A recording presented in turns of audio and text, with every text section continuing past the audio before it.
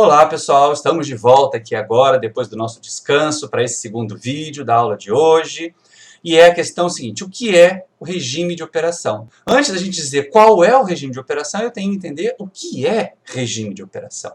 E regime de operação é um conceito que está muito ligado, que está muito relacionado já à estruturação do balanço, a fazer o balanço.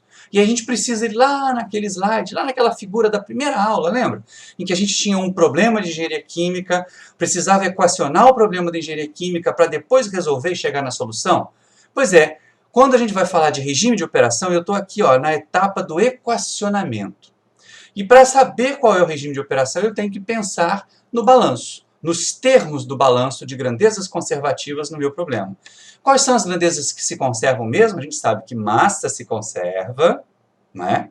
Dimensão de massa, que energia se conserva, dimensão de energia, ou massa vezes comprimento ao quadrado por tempo ao quadrado, ou quantidade de movimento também se conserva. Então, o balanço, a estrutura de balanço dessas três grandezas conservativas é o nosso ponto de partida. É o esqueleto para a gente poder fazer o equacionamento. É a partir desses balanços que nós vamos acrescentar outras coisas. Então eu vou pegar todas essas equações de balanço e levar lá para a minha etapa de formulação, para a minha etapa de equacionamento do problema. Mas ela sozinha não basta. Os balanços sozinhos não são suficientes para a gente conseguir o que quer. Então eu preciso ainda de equações constitutivas, restrições materiais, equações de estado, equações auxiliares, dados de amarração. Vocês se lembram do nosso problema? Aquela informação a respeito da eficiência de recuperação? Pois é, a eficiência de recuperação diz para nós da quantidade de sal que eu recuperei no precipitado, qual é a relação dela com a quantidade de sal que eu alimentei na corrente W3. É uma razão, é adimensional, portanto, são grandezas do mesmo tipo de representação dimensional, mas ela é uma informação importante, ela amarra duas correntes, por isso que é chamado de dado de amarração. E aí eu vou pegar essas equações auxiliares todas e vou colocar lá. Outras restrições materiais nós temos lá da aula anterior. Lembra que a soma das frações mássicas, a soma das frações molares tem que ser igual a 1? Para cada corrente isso vai valer. São restrições materiais. Eu não posso passar do todo. A parte não pode ser maior do que o todo. Então restrições materiais também entram aqui no meu equacionamento. Agora que a gente entendeu isso, dá para a gente pensar no que é fazer balanço. E tem duas formas de fazer balanço. Eu posso fazer balanço na forma diferencial, que é a mais frequente, que é a mais utilizada para nós, que é a que dá mais informações para nós, vocês vão ver até porque já, mas balanço na forma diferencial, o que é? São balanços de taxas da grandeza. Lembra da nossa definição das aulas anteriores, do que era taxa? Que era a quantidade da grandeza dividido por tempo? A representação dimensional de taxa é quantidade da grandeza dividido por tempo. Então, balanço na forma diferencial, todas as parcelas vão ter dimensão de taxa da grandeza e permite observar as modificações instantâneas no sistema ao longo do período de t a t mais ΔT. Quer dizer, a gente estabelece um período de observação e consegue, com balanço diferencial, saber o que está acontecendo dentro do meu sistema a cada instante. E aí as parcelas desse balanço são mais ou menos assim, taxa da grandeza que acumula no volume de controle, e aqui já aparece um conceito que a gente vai precisar definir, é igual a taxa da grandeza que entra no volume de controle, está acontecendo, está entrando, menos a taxa da grandeza que sai do volume de controle, nós já vimos isso também naquele primeiro balancinho de energia que nós fizemos, mais a taxa da grandeza gerada dentro do volume de controle, menos a taxa da grandeza consumida dentro do volume de controle. E antes de eu definir cada parcela dessa, antes da gente dizer o que cada parcela dessa significa, a gente precisa saber o que é volume de controle. Que negócio é esse de volume de controle, né? Então, olha só, volume de controle é um volume real ou imaginário, ele pode ser uma simples representação, uma simples porção matemática do meu sistema real, com tamanho suficiente para que os fenômenos ocorrendo no seu interior sejam característicos do sistema, e possibilitando assim o equacionamento do mesmo. Então vamos pegar um exemplo muito simples. Eu tenho um tanque de armazenamento, um tanque que tem altura h e diâmetro d. Está aqui, h é a altura do tanque, d é o diâmetro do tanque. Só que ele está armazenando fluido até a altura h pequeno. E aí, se eu vou observar os fenômenos que acontecem aqui dentro do fluido, o que eu tenho que considerar como volume de controle? Será que é o volume do tanque todo? Mas aí tem uma parte do tanque todo, desse volume, que não vai estar acontecendo nada. Então o volume de controle tem que ser sempre aquela parte do sistema que é interessante para nós. que é do nosso interesse. Volume de controle, nesse caso, não é o volume do tanque todo. Não é a área da base, πd2/4, vezes a altura grande H. É sim a área da base, né, porque eu continuo aqui com um círculo sendo preenchido, vezes a altura de fluido. Então é só esse volume aqui. Eu vou avaliar os fenômenos que entra, que sai, que gerado, que acumula, dentro desse volumezinho aqui. E aí o que separa o que é dentro do volume de controle do que é fora do volume de controle? É a superfície de controle, que é um outro conceito. Superfície de controle é a área superficial que delimita a parte interna e externa do volume de controle, ou seja, elas são as fronteiras. Pode ser real, concreta ou imaginária. Por exemplo, aqui ó, no nosso volume de controle, eu tenho o fundo do tanque, que é a área πd2/4. É verdadeira, é sólida, é uma parte material. Eu tenho ainda essa casca cilíndrica aqui, né, que é πd vezes o Hzinho. πd é o comprimento dessa casca cilíndrica, Hzinho é a altura dela. Então, o comprimento vezes a altura da área. Somando essas duas áreas, eu tenho as duas áreas materiais, concretas. Mas eu ainda tenho aqui essa parte superior, que não é um material, que não é uma tampa de verdade. É só a superfície do fluido. Então, eu tenho duas tampas circulares, mais a casca cilíndrica para formar a minha superfície de controle. Deu para entender? E aí, através da superfície de controle, é que pode entrar, sair matéria.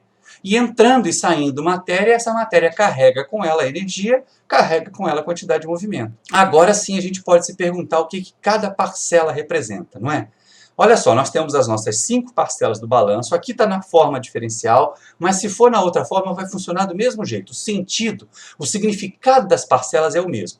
Essas duas parcelas aqui, elas são interessantes porque a gente tem que observar para as fronteiras, tem que observar a superfície de controle. Se a superfície de controle é permeável, quer dizer, se ela permite a travessia de matéria para dentro ou para fora, essas duas parcelas podem existir.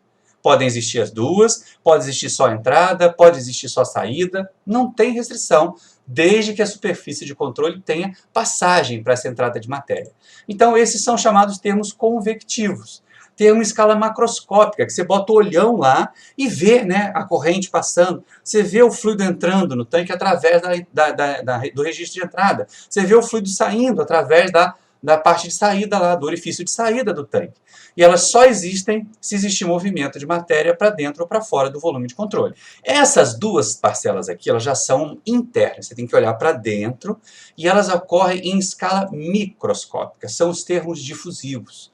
São os termos em que faz aparecer grandeza lá dentro, por algum mecanismo microscópico, não de movimento de matéria, mas microscópico. Por exemplo, se eu tenho meu fluido, as minhas moléculas de fluido encostadas numa parede quente, mesmo que não haja mudança de matéria, não passe matéria por ali, vai passar energia. Por quê? A parede quente tem suas moléculas, ela encosta no fluido frio, passa energia para o fluido frio, por contato microscópico, molécula a molécula, átomo a átomo.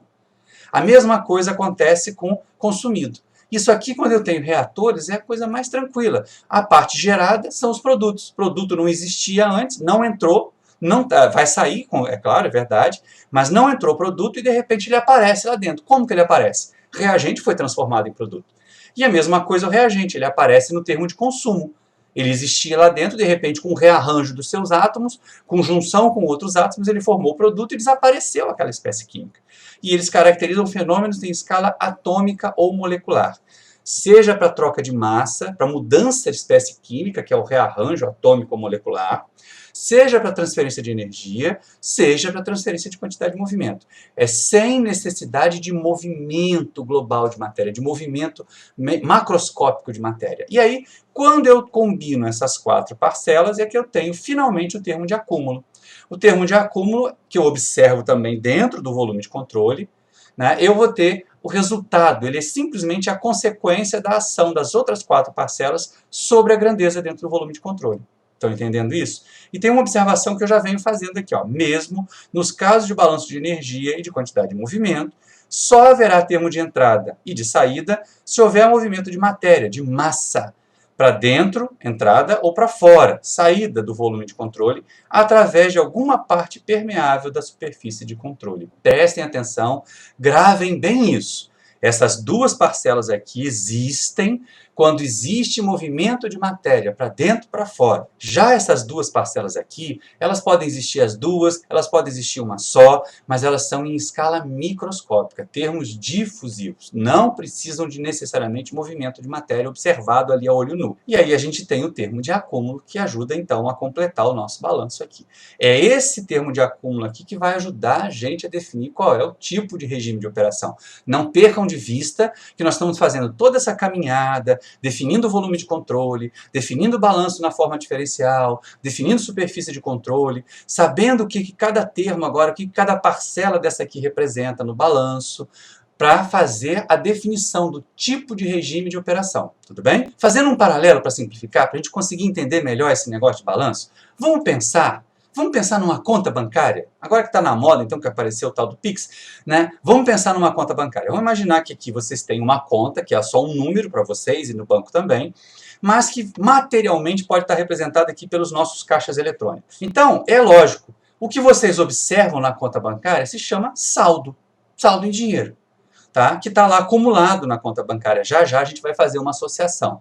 Tá? Mas como é que eu faço aparecer dinheiro, entrar dinheiro na minha conta? Eu faço depósitos, eu pego o dinheiro, eu coloco no envelope, eu venho aqui na boca do caixa eletrônico e enfio lá o dinheiro. Então você vê o dinheiro entrando. É um movimento macroscópico de dinheiro. Isso parece alguma coisa que a gente discutiu dos balanços? Da mesma maneira, como é que diminui a quantidade de dinheiro lá dentro? Visível para nós quando eu faço um saque. Quando eu também vou no caixa eletrônico, coloco lá o cartão, coloco lá o meu dedinho, digito a quantidade de dinheiro que eu quero e a máquina cospe dinheiro para fora. Manda eu tirar o dinheiro. Então você vê o dinheiro saindo da máquina. É movimento macroscópico de dinheiro. Agora, também acontece, e aí vocês veem isso quando vocês tiram o extrato da conta, né? Você olha lá, tem saldo, depósito, e de repente assim, juros, remuneração, conta remunerada. E de repente aparece dinheiro lá dentro. Então é dinheiro gerado. Você não colocou, ninguém colocou. Mas, pelo mecanismo do banco, pela remuneração da conta, que na verdade é isso, você empresta o dinheiro para o banco empresta para os outros, cobra juros dos outros e depois repassa para você uma parte pequenininha desses juros, os juros fazem aparecer dinheiro na sua conta. São um termo de geração. E aí nós temos também as taxas bancárias, aquele DOC a mais que você fez, aquele extrato a mais que você pediu, algum pacote de serviços que você contratou do banco, que sem você ir lá sacar, sem você fazer compra alguma, você não vê esse dinheiro e nem usa, ele desaparece da sua conta.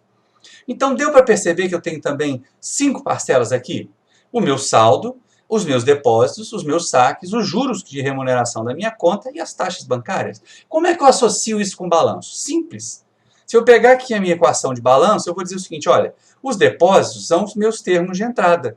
Porque eu vejo o dinheiro entrando e saindo. Eu vejo o dinheiro entrando. Eu coloco no envelope e mando lá para dentro.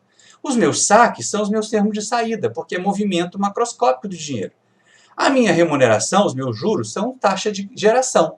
São as taxas de dinheiro gerada. Da mesma forma, as taxas bancárias, o DOC a mais, o pacote de serviços vão representar as taxas consumidas da grandeza. E assim a gente consegue entender que o saldo vai ser simplesmente o acúmulo. Ou melhor, o acúmulo é simplesmente o saldo que a gente computa dentro do volume de controle da grandeza que entrou, da grandeza que está saindo, da grandeza que foi gerada e da grandeza que está sendo consumida. Essas 4 parcelas combinadas vão resultar para nós no termo de acúmulo. Isso serve tanto para o balanço diferencial, que é o que a gente mais vai usar, como também a gente pode pensar em fazer, algumas vezes raras, balanço na forma integral, que não são balanço de taxas. Olha só, balanço de integral são balanços de quantidade das grandezas. Eles permitem observar o sistema e comparar o seu estado apenas nos instantes t, inicial, e t mais ΔT, final. E aí o balanço muda inclusive de expressão e muda com certeza de representação dimensional. Se no balanço diferencial a dimensão era a quantidade da grandeza por tempo, no balanço integral todas as parcelas têm dimensão só de quantidade da grandeza. Então, por exemplo, eu vou ter no termo de acúmulo 2 parcelas agora. A quantidade da grandeza no volume de controle em t mais ΔT, quer dizer, o final, menos a quantidade da grandeza em t, é o final menos o inicial. Isso vai ser igual à quantidade da grandeza que entrou por movimento de matéria, menos a quantidade da grandeza que saiu por movimento de matéria, mais a quantidade da grandeza que foi gerada por termos microscópicos, menos a quantidade da grandeza que foi consumida, também por mecanismos microscópicos. Tá? E a estrutura do balanço, apesar de ser a mesma, a representação dimensional é muito diferente. E a maneira como nós encaramos é muito diferente. O balanço diferencial é como se nós assistíssemos um vídeo, como se nós assistíssemos a um vídeo do processo. E aí ele mostra para a gente a cada instante como é que o processo está acontecendo. E o balanço integral, ele permite a gente observar e comparar duas fotos do processo, a foto do final menos a foto do antes. E aí a gente faz a avaliação. E aí eu vou aproveitar agora, para a gente poder dar uma descontraída, e vou apresentar então duas fotos para a gente poder fazer balanço na forma integral de uma pessoa que vocês conhecem. É o vosso professor de introdução. Tá? Com o meu T inicial, o meu momento inicial em 28 de fevereiro do ano passado, e o momento final em 29 de setembro, a semana passada, a nossa quarta-feira passada, na terça-feira passada, quando na verdade eu gravei a videoaula, e a gente tem o seguinte: se eu for fazer balanço de massa, a gente vê que variou. A quantidade de massa aqui variou, teve acúmulo de massa, não teve? Então, olha só, eu tenho quantidade da grandeza massa em T mais ΔT, que é o final, menos a quantidade da grandeza massa em T, que é a inicial, igual, tem entrada de massa, a gente tem que se alimentar, né? Tem saída de massa, e vocês entendem até como é que tem. Não tem geração, não aparece massa aqui dentro. Né? Como também não desaparece massa. Aquelas conversões de massa em energia são tão pequenininhas que não vale a pena a gente considerar aqui, tudo bem? E aí a gente pensa o seguinte: mas então eu vou ter no meu balanço só os termos de massa em T mais ΔT, massa em T, o que entrou e o que saiu. É verdade. Como eu não sei o que entrou e o que saiu, a única coisa que eu posso fazer aqui é, olhando para as fotos, dizer assim: olha, a variação de massa, a massa em T menos a massa em T mais ΔT foi de menos 32 quilos. Uai, professor, mas existe acúmulo negativo? Gente, é lógico. É isso que ajuda a gente a decidir o que é o regime de operação de um sistema. O meu acúmulo ele pode ser maior do que zero, e aí a quantidade da grandeza vai aumentando dentro do volume de controle à medida que o tempo vai passando. O meu acúmulo pode ser igual a zero, e aí a quantidade daquela grandeza não aumenta nem diminui à medida que o tempo vai passando. E o meu acúmulo pode ser negativo, como aconteceu aqui no meu caso específico, né? Que foi ótimo para a saúde.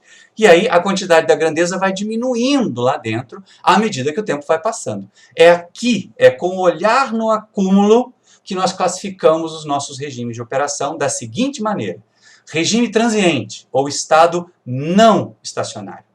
Estado não estacionário ou regime transiente ocorre sempre quando pelo menos um dos termos de acúmulo de alguma grandeza envolvida no processo é não nulo, ou for não nulo. Tá? E a gente tem aqui de novo o nosso balanço e vai perceber, tanto na forma integral quanto na forma diferencial, que esse termo aqui existe, é diferente de zero. E aí eu estou em regime transiente. Tá? E o que acontece? A consequência de ter uma grandeza com acúmulo a gente já discutiu no slide passado. Se o acúmulo é positivo, a quantidade da grandeza aumenta, varia para mais. Se o acúmulo é negativo, a quantidade da grandeza diminua, varia para menos. Com o quê? Com o tempo. Ou seja, vamos começar a fazer a separação, né? A causa de um sistema estar em regime transiente é que o acúmulo é diferente de zero. O acúmulo de alguma grandeza é diferente de zero. A consequência é que toda grandeza que tem acúmulo diferente de zero vai ser uma função do tempo. Então, quando a gente está operando em regime transiente, nós temos uma ou mais grandezas que são funções do tempo. E aí, sempre que eu estiver operando em batelada, é regime transiente. Agora eu estou fazendo uma associação da forma, lembra do vídeo anterior? Eu estou fazendo uma associação da forma de operação com o regime de operação. São ideias diferentes. Forma de operação, eu olho para aquelas três etapas: carga, processamento e descarga. Regime de operação, eu olho para o termo de acúmulo. Mas eu já posso, a priori, limar alguns questionamentos se eu sei a forma de operação. Por isso que a gente viu forma primeiro. Se eu estiver operando em batelada ou em semi-batelada, sempre vai ser regime transiente. E se eu estiver operando de forma contínua, na partida do processo é muito pouco provável que as pessoas coloquem lá dentro tudo certinho, bonitinho, como vai funcionar no regime permanente, que é a próxima definição. É lógico que a partida de qualquer processo é em regime transiente. Da mesma forma, se eu estiver operando um processo durante um longo tempo e sofrer alguma perturbação em alguma condição de operação, ele vai entrar em regime transiente de novo. Vai voltar a existir acúmulo que pode ter deixado de existir. Só existe a possibilidade de acúmulo zero quando eu tenho forma contínua de operação. Se eu estou em batelada, se eu estou em semibatelada, sempre vai haver acúmulo. Sempre vai ser regime transiente. Se eu estou de forma contínua, pode chegar um momento em que essas 4 parcelas aqui se cancelem mutuamente e aí o acúmulo fica zero. O outro lado disso é o regime permanente, que é o sonho de consumo de todos os engenheiros, né? Como nós gostaríamos de poder trabalhar em regime permanente, gente, mas não é assim que funciona. E aí a gente percebe o seguinte, regime permanente é o estado estacionário, ele ocorre quando os termos de acúmulo de todas as grandezas envolvidas no processo são nulos nos respectivos balanços. Olha a diferença. Para ser regime transiente, basta que uma grandeza tenha acúmulo diferente de zero. Para ser regime permanente, é preciso que todas tenham acúmulo igual a zero. Tá? Se por um lado é fácil ter regime transiente, por outro lado é bem complicado ter regime permanente, porque todas as grandezas têm que ter acúmulo zero. Não pode ter acúmulo nenhum. E aí os balanços vão ficar mais simples, lógico, né? Muito mais fácil fazer balanço sem o termo de acúmulo, só com os termos de entrada, saída, geração e consumo. Tanto para a forma integral quanto para a forma diferencial, como vocês estão vendo aqui. E aí, da mesma forma como nós entendemos a causa do regime permanente é o acúmulo ser zero. E qual é a consequência? Qual é o corolário disso? A consequência é que se um sistema opera em regime permanente, então nenhuma grandeza nesse sistema vai variar com o tempo. E para que isso aconteça, só se o sistema estiver operando de forma contínua. Então, se em algum momento pedirem a vocês para responder a questão 4 e a questão 5, responde a 4 primeiro. Decide a forma primeiro, porque se decidiu a forma, 2 delas já vão implicar necessariamente que seja regime transiente.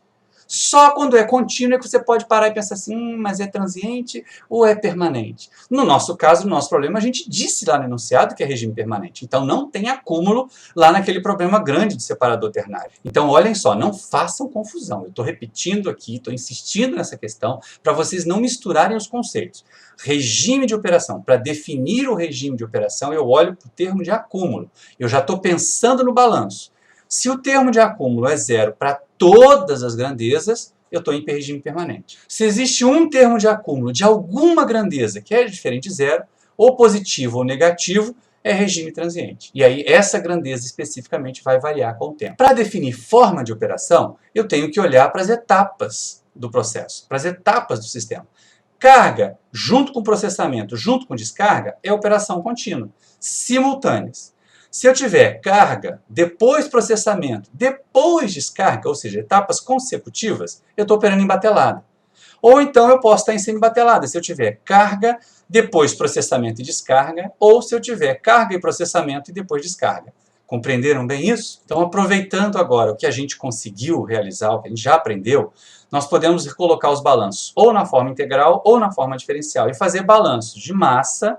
Aqui eu tenho balanços de massa globais ou balanços de massa para cada um dos componentes. Dessa forma aqui, o índice I aqui é o índice do componente. Quando não tem índice nenhum, é global. Tá? Eu posso fazer balanço de energia, seja na forma integral, seja na forma diferencial. Ah, uma observação, olha só.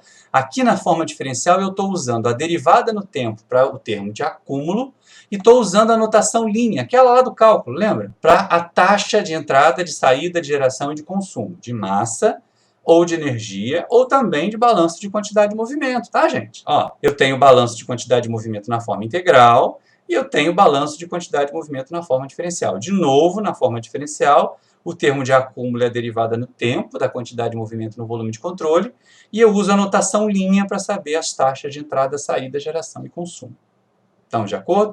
Agora que a gente já respondeu a 4ª pergunta, agora que a gente já respondeu a 5ª pergunta, quer dizer, já sabe que no nosso caso a operação é de forma contínua, eu tenho sempre ao mesmo tempo carga, processamento e descarga, que o regime é permanente, ou seja, o acúmulo de todas aquelas grandezas lá é zero nos meus balanços.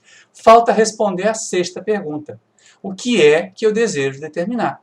E para isso é ser engenheiro de novo, sentar diante daquela planilha, sentar diante daquela figura e contar. Contar primeiro as variáveis. Quais são as variáveis do meu processo? Então, olha só, Para cada corrente eu tenho a vazão mássica da corrente, e como são 3 componentes no sistema, eu posso ter até então 3 frações. Fração mássica de sal na corrente 1, fração mássica de álcool na corrente 1, que a gente já sabe o valor, fração mássica de água na corrente 1. Água é o componente 3. Para cada uma das correntes, a vazão mássica da corrente e as 3 frações, ou seja, 9 correntes, 4 variáveis, 36 variáveis. Além disso, eu tenho aquelas informações de amarração, né? A eficiência de recuperação do sal no precipitador, a razão de reciclo 2 e a razão de reciclo 1. São grandezas que eu tenho que determinar, grandezas que eu posso saber determinar. E aí, contabilizando todas as variáveis, agora eu vou contabilizar as que eu já conheço. As que o enunciado me deu, as que, batendo o olho, alguma informação que chegaram para mim, eu consigo decidir. Então, eu sei, neste caso específico, qual é a vazão de entrada da carga pura W1. Além disso, eu sei que ela tem 0,22 de fração mássica de sal e 0 de fração mássica de água. Na corrente 2, eu não conheço a vazão, mas eu conheço as frações. De sal é 0, de álcool é 0,7. Na corrente 3, a única coisa que eu sei é que ela não tem álcool. Na corrente 4, a única coisa que eu sei é que ela não tem sal, porque elas são oriundas de mistura de correntes binárias. Misturar 2 correntes binárias não pode nunca dar uma corrente ternária. Na corrente 5, a única coisa que eu sei dela é a fração mássica de álcool, que é 0,38. Na corrente 6, lá no meu precipitado, eu sei que eu tenho esse monte de sal aqui, 0,9, e esse tiquinho de álcool. O resto que não está fechando 1 aqui, com certeza vocês sabem que é a fração mássica de água. Na corrente 7 eu conheço que ela tem 0,15 de sal e nada de álcool.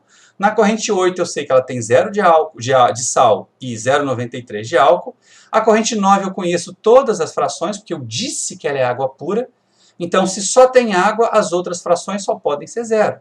E também foi dado no enunciado para vocês que a eficiência de recuperação é 0,92. O que eu quero determinar? A diferença entre a quantidade de variáveis e a quantidade de especificações.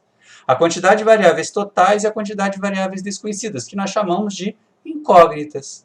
As incógnitas, então, no meu problema, as grandezas que eu quero determinar são fração mássica de água na corrente 1, vazão e as vazões mássicas todas, né, da corrente 2 até a corrente 9, fração mássica de água na corrente 2, fração mássica de sal e de água na corrente 3, fração mássica de álcool e de água na corrente 4, fração mássica de sal e de água na corrente 5, fração mássica de água na corrente 6, fração mássica de água na corrente 7, fração mássica de água na corrente 8 e as razões de reciclo. E aí isso vai ficar para a próxima aula. Pensem, agora que nós sabemos que nós temos tantas variáveis, que nós já conhecemos algumas delas, o que eu tenho que fazer para conhecer as outras?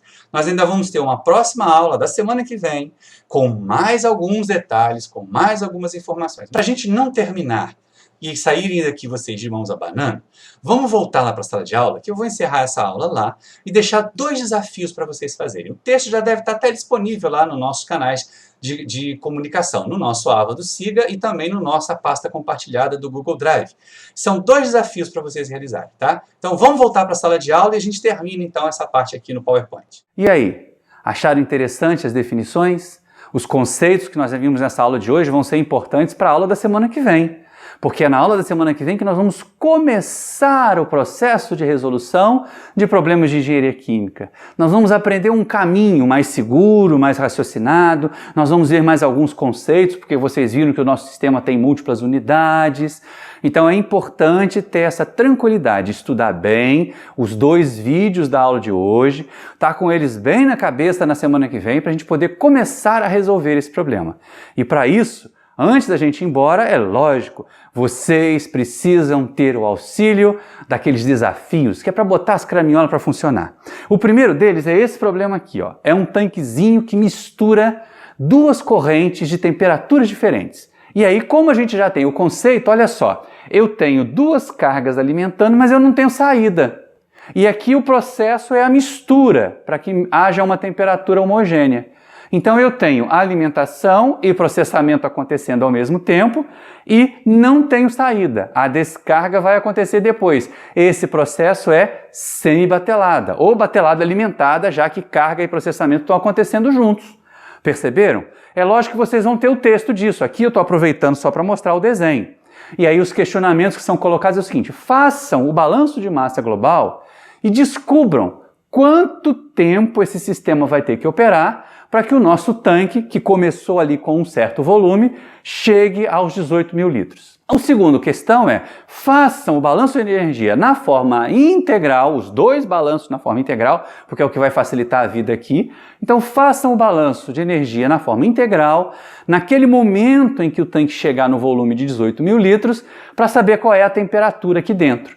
E aí vocês vão poder responder. Aproveitem esse desafio porque ele é interessante. O próximo desafio vai colocar vocês para fazerem balanço na forma diferencial, que é esse aqui. Agora a gente tem um tanque de mistura que mistura correntes com sais diferentes e produz essa corrente de saída aqui, que é uma corrente ternária, parecida com o nosso problema original. Só que o nosso problema original é ternária de sal, álcool e água, aqui é de 2 sais e água.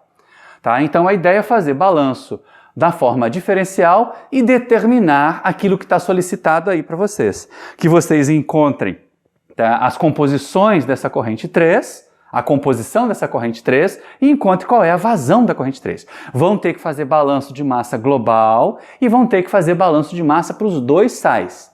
E aí a gente pode dispensar o balanço de água, já já a gente vai falar sobre isso num outro momento. Se vocês tiverem dúvida, façam contato comigo. Bom, aproveitem então esse momento que nós temos aqui, revejam esses dois vídeos, revejam a aula até consolidarem os conceitos, tentem resolver os desafios. Se tiver alguma dúvida a mais, façam contato com o monitor ou então façam contato comigo por e-mail, me deem tempo para pensar na dúvida de vocês, para eu poder trazer a resposta tão logo eu possa, tudo bem? Então, um grande abraço para vocês, estudem bastante e nós nos vemos na próxima aula.